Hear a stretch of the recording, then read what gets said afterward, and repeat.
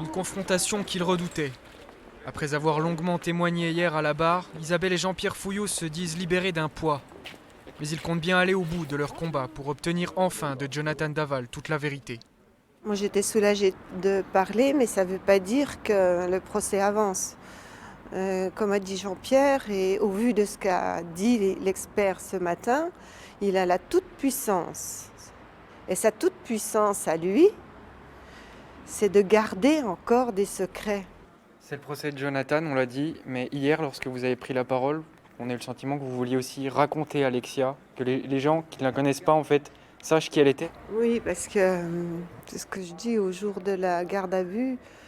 L'avocat disait qu'Alexia avait déjà une personnalité écrasante. J'apprenais que c'était mon gendre le meurtrier. Et depuis ce jour-là, j'ai énormément souffert de ça. C'est pas mon Alexia, je veux dire. Cet avocat s'est permis de dire des choses en ne sachant rien. Il ne connaissait pas notre enfant. Il est vraiment temps qu'on remette Alexia là où elle doit être. C'est elle la belle personne. C'est elle la victime.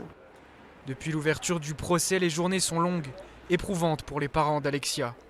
Mais comme chaque jour depuis la disparition de leur fille, ils tiennent bon grâce au soutien de leur famille. On n'aurait jamais pu tenir 3 ans tous les deux. C'est impossible. Le réconfort de tout le monde, de toute la famille, a été constant pendant ces 3 années.